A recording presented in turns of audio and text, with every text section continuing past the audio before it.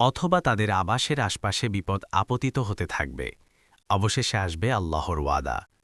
নিশ্চয়ই আল্লাহ প্রতিশ্রুতির ব্যতিক্রম করেন না। ৩২ আর অবশ্যই তোমার পূর্বে রাসূলদের নিয়ে উপহাস করা হয়েছে। অতপর যারা কুফরি করেছে আমি তাদেরকে অবকাশ দিয়েছি, তারপর আমি তাদেরকে পাকড়াও করেছি। অতএব কেমন ছিল আমার আযাব? ৩৩ তবে কি প্রতিটি নাফস যা উপার্জন করে, যিনি তার দায়িত্বশীল, তিনি ইবাদতের অধিক উপযুক্ত, নাকি এই শরিকগুলো? এতৎসত্ত্বেও তারা আল্লাহর সাথে অনেক শরিক সাব্যস্ত করেছে। বলো, তোমরা এদের পরিচয় দাও। নাকি তোমরা তাকে জামিনের এমন কিছু জানাবে যে ব্যাপারে তিনি জানেন না? নাকি তোমরা ভাষা ভাষা কথা বলছ? বরং যারা কুফরি করেছে তাদের নিকট তাদের ষড়যন্ত্রকে শোভিত করা হয়েছে এবং তারা সরল পথ হতে বাধা প্রদান করেছে।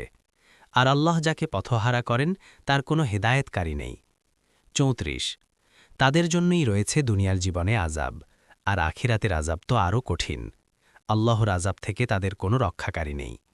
৩৫ মুত্তাকিদের যে জান্নাতের প্রতিশ্রুতি দেয়া হয়েছে সেটির দৃষ্টান্ত এরূপ। তার তলদেশে নদীসমূহ প্রবাহিত, তার খাদ্যসামগ্রী ও তার ছায়া সার্বক্ষণিক।